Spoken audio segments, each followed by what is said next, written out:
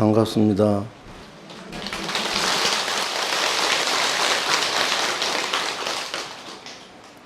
너무 가까이서 왔다고 박수 소리가 별로 적.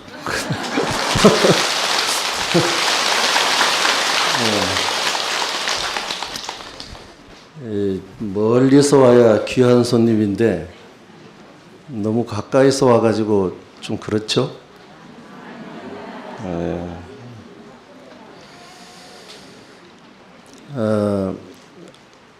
태풍이 온다고 해서 오늘 뭐 사람 없겠지 이러고 대강 왔는데 뭐 눈에 보이는 사람이 다가 아니라면서요?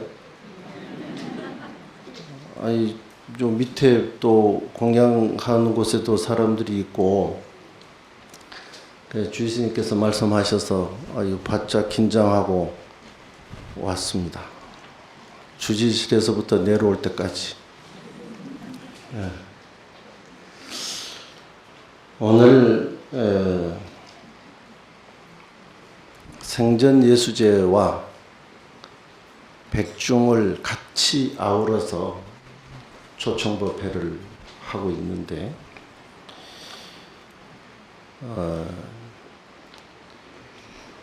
여러분들과 무슨 얘기를 해야 될지 사실은 고민이 깊었습니다. 그래서 가장 편하게 가자. 가장 편하게 가는 것이 가장 좋은 것인 것 같다. 이렇게 생각을 하고 달마대사의 이입사행론 가운데에서 사행을 택했습니다. 그리고 제목을 이렇게 생각을 했습니다. 세상은 마음입니다. 우리가 어떤 마음을 어떻게 갖느냐에 따라서 세상은 행복할 수도 있고 불행할 수도 있다.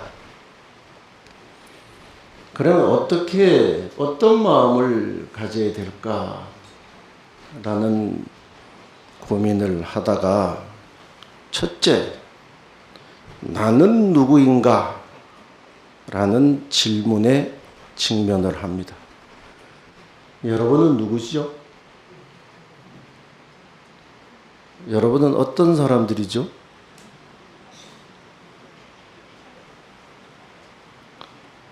대답 안 해도 괜찮아. 난 45분까지만 하라고 해서 대답을 안 하면 뭐 대강 그때까지 버티다 가면 되니까. 제가 대학 1학년 때 학교에서 모든 스님들이 다 해인사 백년암에 성자, 철자, 성철 큰 스님을 뵈러 갔었습니다. 그때만 하더라도 3000배를 해야 친견이 가능했는데 그래도 동국대학교 학인 스님들이라고 가서 법문을 들었습니다. 무슨 법문을 들었는가? 큰 스님께서 불교라고 하는 종교는 한 마리의 사자다.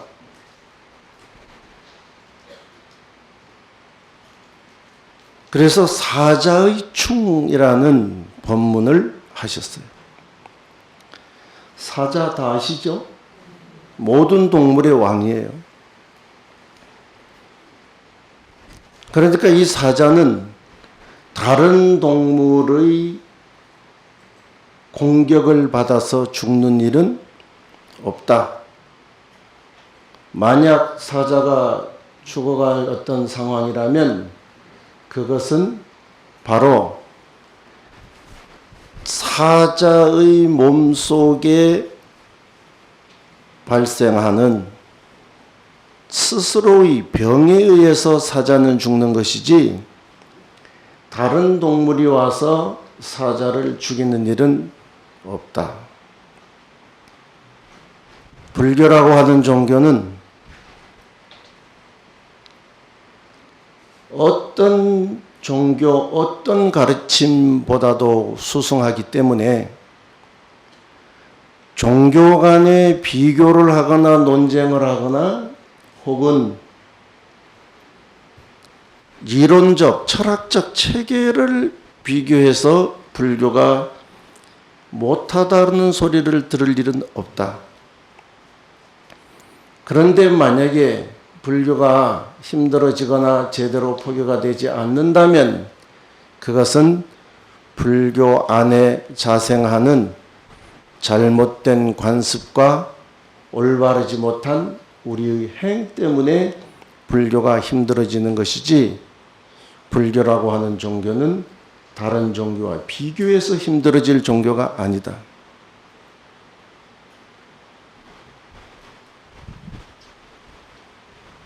근데 거기서 그치질 않고 우리 한 사람 한 사람은 전부 한 마리의 사자다. 그러니까 우리가 문제가 생기고 우리가 힘들어지고 우리가 뭔가 고뇌와 고통 속에 헤매이게 된다면 그것은 누가 고통을 갖다 줘서 그런 게 아니고 우리 스스로 마음가짐을 잘못 가지기 때문에 힘들어지는 것이다. 절대 우리는 힘들어질 이유가 없는 사람들이다. 먼저 불교가 그렇게 훌륭하다고 하는 데에서는 공감하시죠? 그래서 오늘도 이 태풍이 온다고 하는데 온 거 아닙니까? 그까지는 공감을 하는데 그 다음 한 사람 한 사람이 사자다. 여러분은 사자 맞습니까? 대답을 한 거예요, 안 한 거예요? 네? 아니, 여러분 한 사람이 사자 맞느냐고요?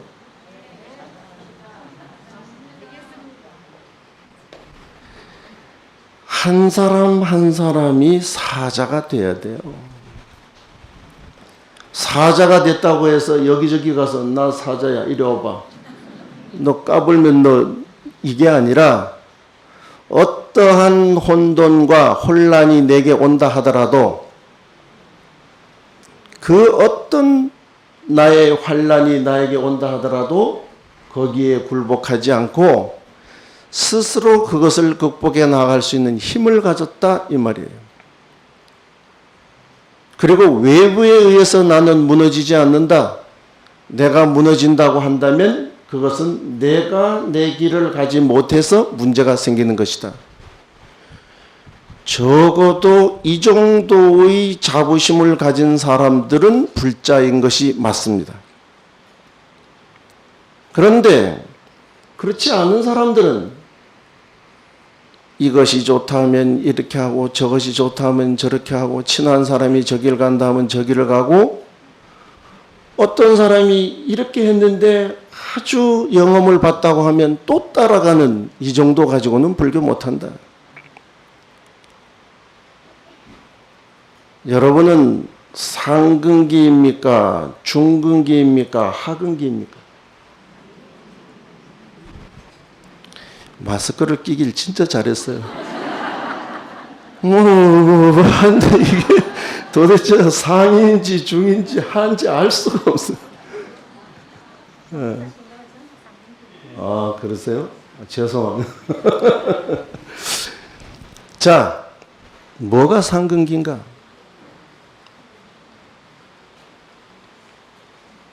상근기라고 하는 것은 내가 부처다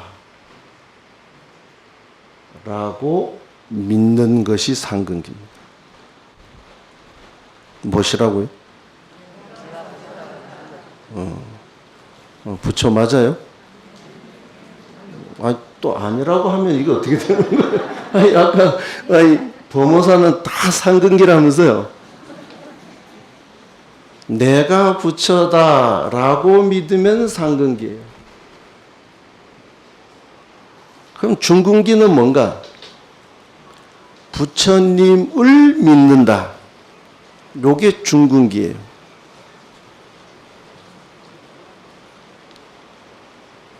자, 그러면 상근기, 중근기 가운데서 여러분 어디죠?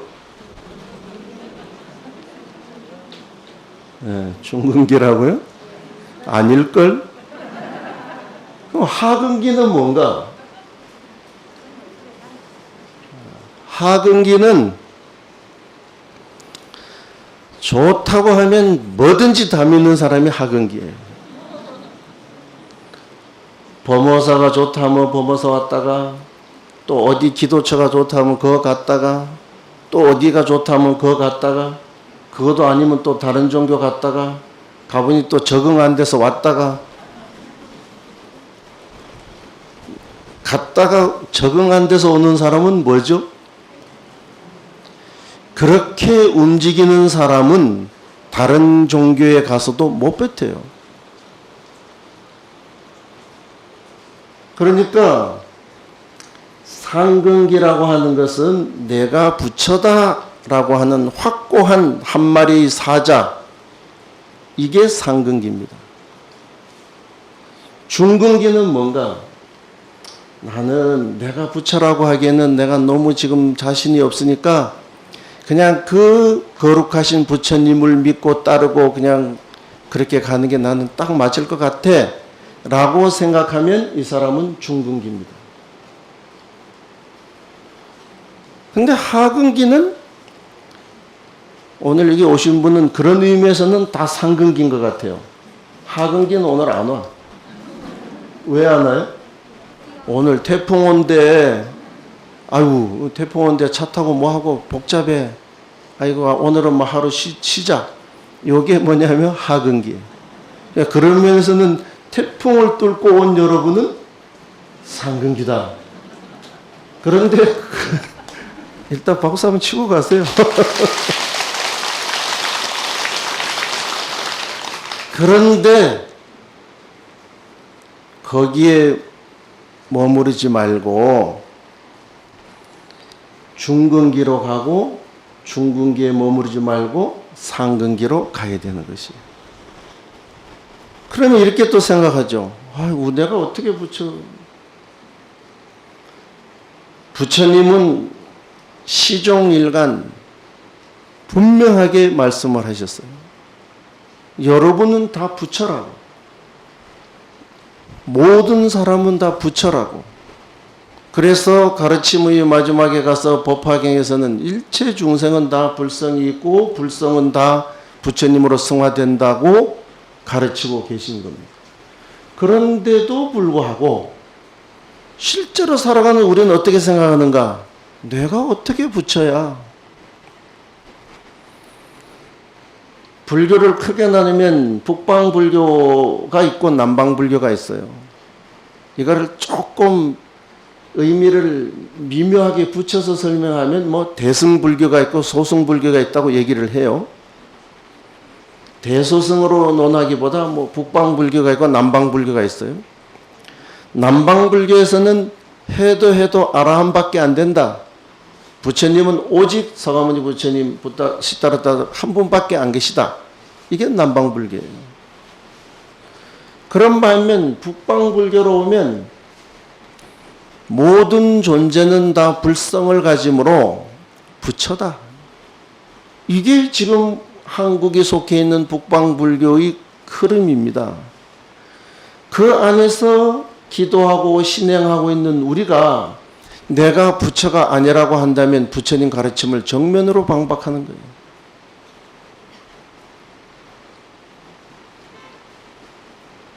그러면 부처님이라고 믿는 사람과 부처님이라고 못 믿는 사람의 차이는 뭔가?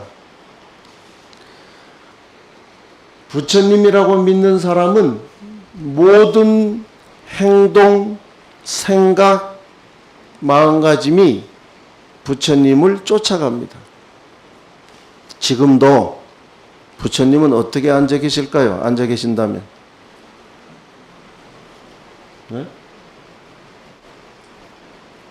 부처님이 법문을, 만약에 부처님이 법문을 들으신다면 어떤 모습으로 앉아서 들을까요? 네? 뭐, 딴 생각 안 하고 오롯이 집중을 하시겠죠? 그럼 내가 부처다라고 생각하는 사람은 집중을 합니다. 근데 내가 부처가 아니라고 마음먹은 사람은 아이고 뭐 나는 어차피 아니니까 조금 흐트러져도 어때도 저때도 난 상관이 없어. 마음가짐이 달라집니다. 그러니까 이미 부처님이 말씀하셨고 우리가 그것을 따라간다면 우리는 자부심을 가지고 진짜 이 세상 어디에 나가도 무너지지 않는 한 마리 사자가 되어야 된다. 이 한 마리 사자가 되라고 부처님은 끝없이 설법을 하시고 계시는데 우리는 끝없이 뭐라고 얘기해요? 저는 중생이에요. 저는 부족해요. 저는 못났어요. 저는 아직도 많이 해야 돼요. 겸손이 아니라 진짜 자기의 정체성을 분명하게 할 수 있는 이 자부심이 있는 사람들로 이 법당이 가득 찼을 때 불교는 희망이 있고 미래가 있는 것입니다. 그렇기 때문에 당당한 한 마리 사자고 상근기로서 내가 부처라고 믿는 사람은 어떤 상황이 온다 하더라도 모든 것을 수긍하고 수용하고 내지는 능동적으로 헤쳐나갈 수 있는 힘이 있는 것입니다. 만약 그렇지 못하다면 매일 불평불만, 오늘은 와보니까 비가 오는데 뭐 어쩌고 저쩌고, 요새 같은 때 뭐 다른 데는 다 주는데 왜 또 밥도 안 주고 떡만 주고,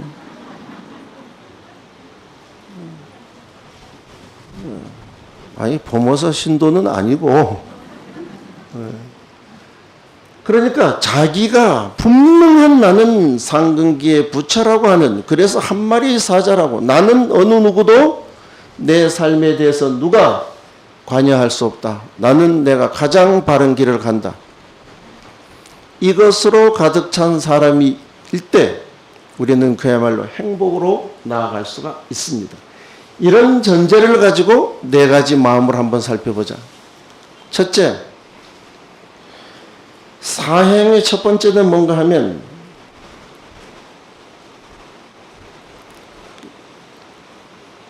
첫 번째는 우리가 이제 글자가 막 이런 해요. 보원행입니다. 보원행. 지금 만약에 우리가 불편하고 힘들고 마음에 안 드는 뭐가 있다면 이 원인은 어디에서 온 걸까? 어디에서 왔을까요? 어디에서 왔다고 믿느냐 하면 이건 전생에서 온 것이다 라고 믿는 것이에요. 자, 전생에서 온 것이라고 하면 금생에서는 어떻게 해야 돼요? 수용해야 돼요. 어떤 사람은 마음에 안 들 수도 있어요. 아니 뭐 또 전생 타령이야.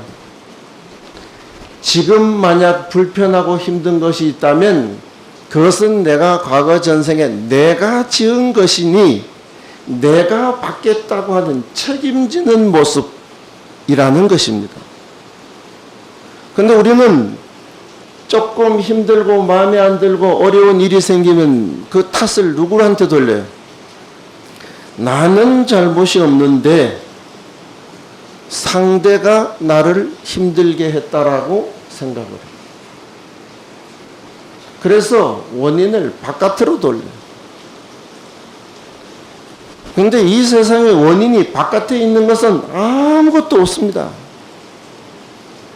오늘날 행복하게 산다고 해서 조상님이 다 보살펴 줬다고만 볼 수는 없습니다. 왜? 내가 잘 산다는 것은 일정 부분 나도 거기에 상응하는 노력을 했기 때문이에요. 그렇죠? 아니에요? 다 조상님이 해주신 거예요? 맞죠? 이게 대답이 돼야 그 다음을 넘어가요. 맞죠? 그렇다면 지금 내가 힘들다면 이것도 조상님이 나에게 다 준 것일까요? 이것 또한 내가 일정 부분 원인을 제공해서 만든 것이다.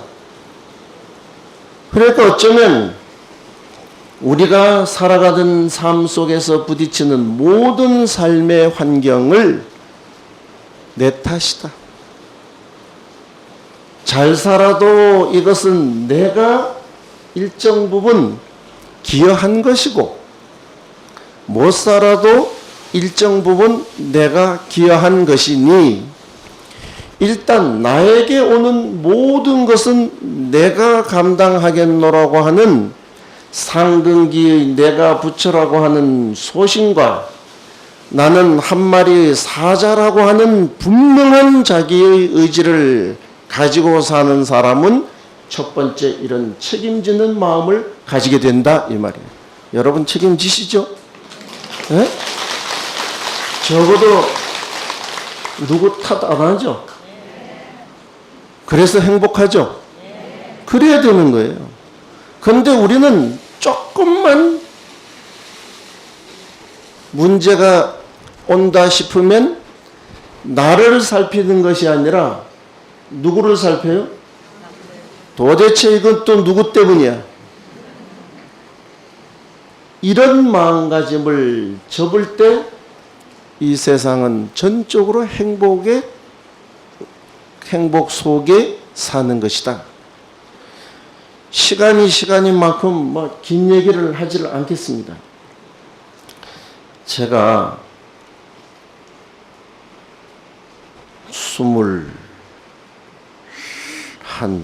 22살이나 됐을까?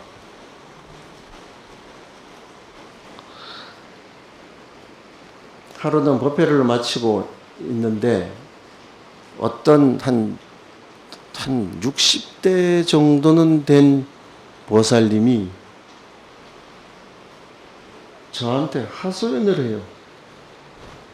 뭐라고요? 하소연을 하는데, 아이고 스님, 제가 30초에 애 셋 데리고 혼자 돼가지고 지금까지 애를 키우고 뭐하고 나쁜 일이라고 하는 건 요만큼도 안 하고 남 힘들게 하는 거 요만큼도 안 하고 뭐하고 했는데 얼마 전에 다른 사람한테 돈을 빌려줘 가지고 6천만 원을 못 받았어요. 그때가 80년대 초입니다. 지금 6천만 원도 엄청날 텐데 80년대 초에 6천만 원이면 엄청나겠죠. 그 아픈 가슴을 이제 22살이나 됐을까? 이 저를 잡고 하소연을 해요. 이야, 이거 뭐라고 대답을 해야 되겠어요? 지금 물으면 앞뒤 어떻게 해서 또 한마디라도 하겠는데 한 40년 가까이 전에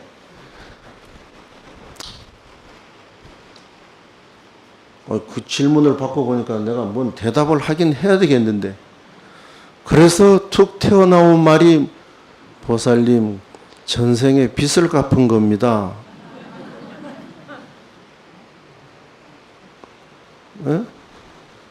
마치 이 대답은 제가 어릴 때 텔레비전을 보니까, 제가 어릴 때 출가하기 전에 텔레비전을 보니까 부처님 오신 날 특집으로 무슨 어떤 절 이런 다큐멘터리가 나와요. 부처님 오신 날 특집으로. 그 프로그램의 맨 마지막에 가서 어떤 장면이 나오냐 하면 요런 9살 요런 동자승이 있는데 이 동자승에게 묻습니다. 스님은 왜 출가를 하셨어요? 이렇게 물으니까 그 9살 먹은 동자승이 뭐라고 대답하느냐 하면 인생이 무상해서요. 아니 실제 나온 거예요. 그러면 그 9살짜리 그 동자성은 인생 무상을 어떻게 알았을까요? 예? 절에 살면, 네, 어른 스님들이 하시는 말씀이 인생 무상이야, 인생 무상이야. 그러니까 인생 무상에서 출가를 해서 득도를 해가지고 뭐 해야 돼. 들은 게 그거예요. 그러니까 난 그래도 20대 초인데 그 말을 딱 듣는 순간 전생에 빚을 갚은 겁니다. 이렇게 말은 했지만 사실 소신은 없었어요. 소리는 내서 말은 했지만 소신은 없었어요. 근데 이 말을 들은 그 보살님이 다음 법회에 왔을 때 얼굴이 화색이 돌았어요. 왜요? 예? 이제 전생에 빚을 다 갚았다고요. 내 지금 돈을 얼마를 띄인 게 문제가 아니고 빚을 다 갚았으니 나 이제 너무나 홀가분하다. 띄었다고 한들 그 돈이 돌아오겠어요? 빚을 갚았다고 한들 그 돈이 돌아오겠어요? 어떻게 해도 안 돌아오는데 내가 한 생각을 돌이켜서 전생에 내가 빚을 갚은 것이라고 마음 한번 돌리니까 내 삶은 내가 책임지겠다고 하는 그 한 생각이 이 보살님을 그야말로 해탈을 시킨 거예요. 그러니까 우리도 마찬가지야. 그렇다고 해서 오늘 돈 띈 사람들 이 중에도 있을 텐데 지금 속을 부글부글 끓고 있을 텐데 생각 잘 해보세요. 막 전생에 빚 갚았다 생각하고 그냥 내가 행복하게 살 건지 그거 끌어안고 이 폭풍 후에 그냥 고개 숙이고 내려가다가 그냥 넘어져서 다칠 건지 이 둘을 생각하라. 그래서 세상은 마음인데 첫 번째 마음은 어떤 마음이에요? 전생에 내가 지은 내지는 전생에 내가 알든 모르든 지었던 모든 원한 원수 내지는 힘든 나의 업장을 이번에 이것으로 해서 갚는 것이다 라고 생각해라. 이것이 첫 번째. 두 번째는 또 어떤 마음으로 살아야 되는가? 두 번째는 수연행위, 인연을 따라야 돼요. 이 세상에 원인 없는 것은 하나도 없습니다. 저 비가 왜 올까요? 네? 일기예보를 해서 오는 걸까요? 왜 비가 올까요? 어디에선가는 비를 만드는 수증기가 만들어졌고 그것이 시절 인연을 따라서 움직이다가 이제는 더 이상 무게 때문에 버티지 못할 상황이 오니까 어떻게 되는 거예요? 어딘지는 모르겠지만 가다가 안 되겠다 싶으면 팍 쏟아져 버리는 것이 빈 거예요. 그러니까 이 세상에 우리가 살아가면서 만나는 어떤 일도 그것이 즐거움이라고 해도 그것이 괴로움이라고 해도 어떤 것도 원인이 없고 인연이 없는 것은 없다. 그렇기 때문에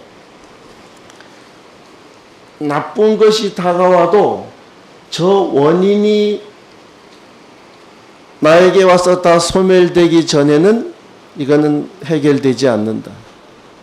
또 내가 아무리 막아도 이미 어떤 원인으로서의 인연이 지어졌다면 내가 막는다고 안 오는 것은 없다. 그러니까 인연을 따르라. 그래서 스님들이 이런 말씀하시죠. 오는 사람, 가는 사람. 처음에 나는 이 소리를 들으면서 불교는 이래서 안 돼. 예? 좀 못된 사람이 오면 가라고도 하고 좀 좋은 사람은 좀 오라고도 하고 뭐 이래야 되는데 오는 사람 막지 말고 가는 사람 잡지 마라. 이래가지고 이게 불교가 되겠나? 근데 세월이 가면서 조금씩 시간이 지나가니까 이미 나에게 인연이 되어져 있다면 이것은 내가 막아서 안 오는 것이 아니고 이미 나에게 인연이 다 했다면 잡아서 안 가는 것이 아니더라. 그러니까 오는 것을 뭐라 하고 가는 것을 원망하지 말고 오는 것을 보고 원인을 찾고 인연을 찾고 가는 것을 보고 인연을 관찰하는 힘이 나에게 있다면 오는 것도 오는 대로 받아들일 수 있고 가는 것도 가는 대로 내가 받아들일 수 있는 내공이 생기는 것이다. 이것을 우리는 불교적으로 한마디로 얘기하면 신심이라고 얘기를 하는 거예요. 신심이 분명하면 그 믿음 아래서 오는 것도 가는 것도 다 인연으로 받아들이고 수용할 수가 있는 것이다. 그러니까 어떤 것이 오려고 한다 하면 그 크기를 생각해야 돼. 옛날에 어떤 연예인이 그런 얘기를 하더구만. 부부싸움이 딱 시작이 되면 여러분도 부부싸움 하세요? 왜 하세요? 네? 내가 법문할 때 한 번씩 물으면 이렇게 대답을 해요. 살아보세요. 살아보세요. 안 살아보면 몰라. 부부싸움이 딱 시작이 되면 아 요거는 며칠 가겠구나 이게 나온대요. 여러분도 그래요? 아니 싸울 일이 딱 생기면 아 요거는 금방 끝날 일이구나. 아 요거는 좀 길게 가겠구나. 이게 나온다면서요. 그 사람만 그런 건가? 그래서 딱 봐서 길게 가겠다 싶으면 길게 가는 대비를 하고 아 요거는 뭐 짧게 끝나겠다 싶으면 뭐 거기에 적정하게 대응을 한다고 인터뷰를 하는 걸 보고서 그거다. 인연이 올 인연이면 와야 되는데 거부하려고 하면 어떻게 돼요? 싸움이 더 커지는 거예요. 이건 내가 지은 것이라 온다 싶으면 수용하고 가겠다 싶으면 가는 대로 놔둬야 되는데 우리는 우리의 그 또 다른 마음의 작용 때문에 자꾸 거기에 내 마음을 보태서 시비를 하는 거예요. 그러니까 빨리 끝날 것도 길게 가고 어떤 때는 너무 어이가 없어가지고 길게 갈 것도 빨리 끝나버려요. 어떻게? 이제 그만 살자. 아주 간단하게 끝나요. 그러니까 우리가 세상을 제대로 살아가는 많은 지혜가 있는데 인연을 따라라.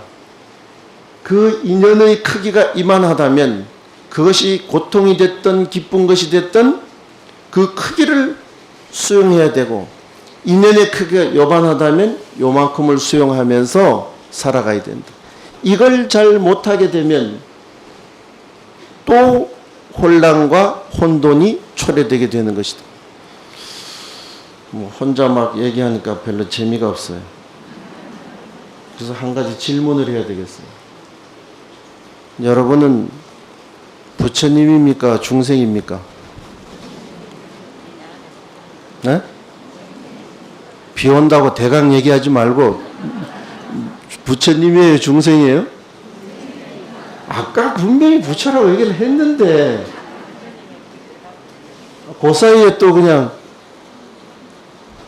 부처님이라고 했죠? 예. 근데 이제 맞나 안 맞나 또 검사를 해봐야 돼. 자, 여러분은 원인을 두려워합니까? 결과를 두려워합니까?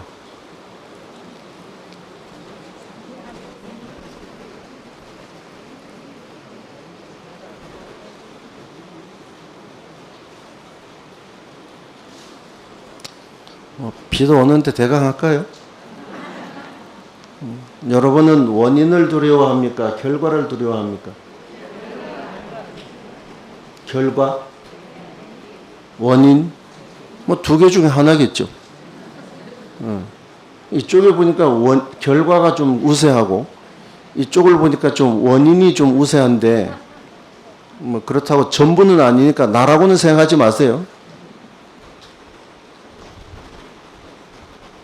부처님은 원인을 두려워할까요? 결과를 두려워할까요?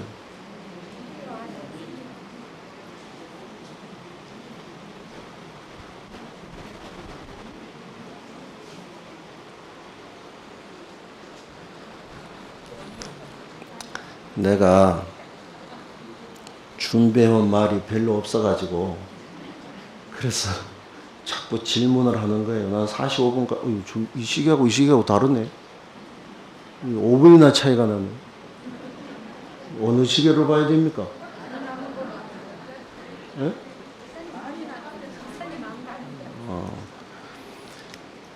한마디로 네 마음대로 해라 이 말이죠.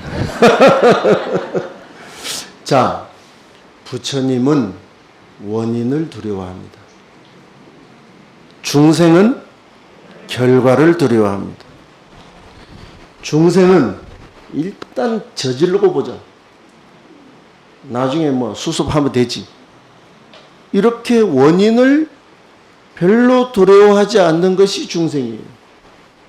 그러니까 여러분들이 기분 나쁘면 저 백화점 가가지고 일단 긁어보자.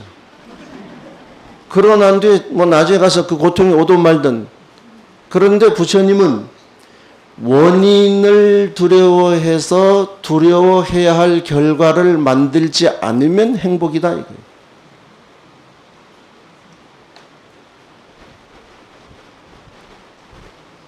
그래서 내가 아까 이쪽이 결과를 하고 이쪽이 원인을 할 때도 뭐 진영 거기에 별로 신경 쓰지 말라고 얘기를 한 거예요. 부처님은 이것이 잘못된 것이라고 하면 하지 않음으로 두려운 결과를 아예 없애버리는 거예요. 근데 중생은 일단 저지르고 결과만 들통이 나지 않으면 된다라고 생각합니다. 이 둘이 엄청난 차이가 있습니다. 그것까지. 자, 세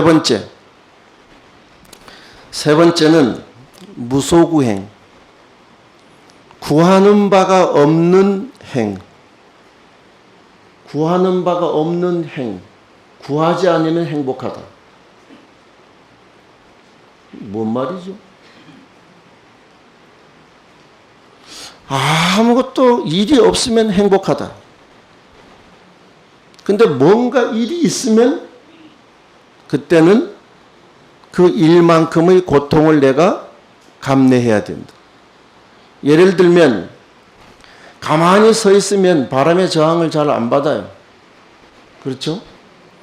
자동차를 몰고 50km로 달리면 몇 킬로의 저항을 받아요? 50km의 저항을 받죠. 자동차를 몰고 100km로 달리면 몇 킬로의 저항을 받아요? 100km의 저항을 받아요. 가만히 있으면 어떻게 돼요? 괜찮아요. 50km로 간다면 50km로 가야 될 뭔 일이 있겠죠. 100km로 간다면 100km로 가는 무슨 원인이 있겠죠. 그죠? 그러니까 내가 뭔가를 하려고 한다고 하면 하려고 하는 만큼의 저항이 있으므로 내가 그 감당을 해내야 되는데 우리는 어떻게 사는가? 각오는 쉽고 저항은 안 받고 싶은 것이 우리 심정이라 이 말이에요. 근데 세상에 그런 일은 없다. 그래서 이렇게 말하잖아요. 세상에 공짜는 없다. 이 말은 잘 하면서 내가 뭔가 원하는 것은 있으면서 나는 뭔가의 일을 안 하고 싶은 거예요. 그러니까 내가 뭔가를 원하고 추구하고 싶다면 그만큼의 대가를 치러야 된다.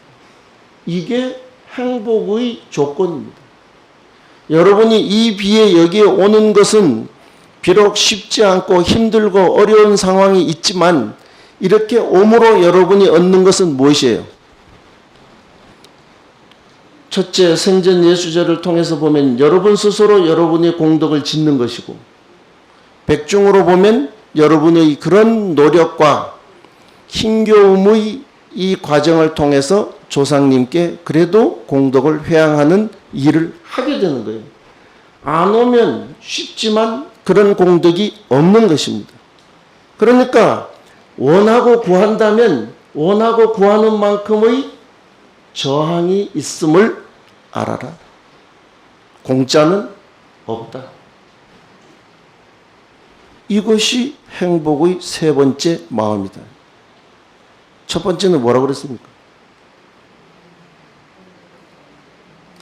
첫 번째는 전생에 빚 갚으러 왔다. 그러니까 지금 내가 불편해하는 건 원인이 전생에 있다.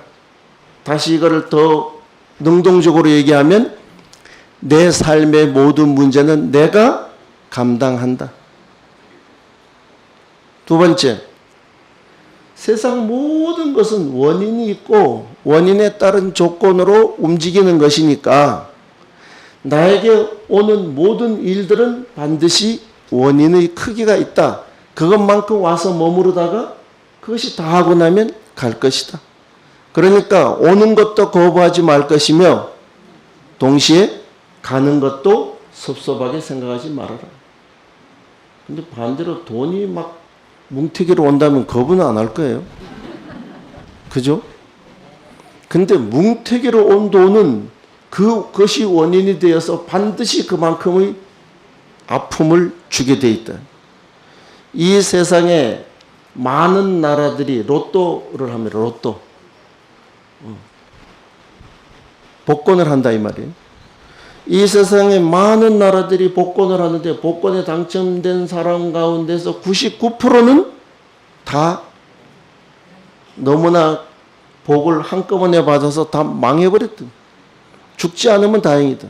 그러니까 로또를 할 때도 이 기금으로 다른 사람이 행복하기를 바라는 마음으로 보시를 하는 마음으로 하면 어떤 결과가 좋게도 올 것인데 결과가 좋게 왔다 하더라도 그런 결과가 오면 많은 부분을 띄어서 어디다 내야 돼요? 범어사에 내야지. 범어사에 내면 행복한데 그걸 내가 감당해 볼 거라고 그 복을 안고 씨름하면 복에 눌려서 끝나버린다. 그러니까 인연을 따라서 잘 살아야 된다. 셋째는 구하는 바가 없다면 최고겠지만 구하는 바가 있다면 반드시 이만큼을 구하고자 한다면 이만큼의 대가를 치러야 된다는 사실도 또한 동시에 알아라. 이것만 알면 행복하다. 거저 먹으려고 하지 말아라. 공짜는 세상에 없다. 여기 이제 세 번째.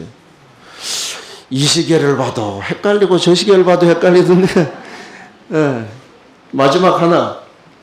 네 번째는 칭법행위라고 법다이 살아라. 이 세상을 살아가는 데 있어서 가장 중요한 기준이 있다면 법이다. 진리대로 사는 사람은 행복한 것이고 욕심대로 사는 사람은 반드시 고통이 따라온다 라는 사실만 분명하게 안다면 우리가 가지고 있는 모든 삶의 고통과 행복이 어디에서 오고 어디로 가는지가 눈에 훤하게 보이게 될 것이다. 그러면 나는 상근기 부처인 것이고 동시에 어느 동물도 찝쩍거릴 수 없는 당당한 한 마리 사자로 살게 될 것이다. 여기까지 말씀드리고 저 시기를 기준으로 45분까지 했습니다. 성불하십시오. 아미타불.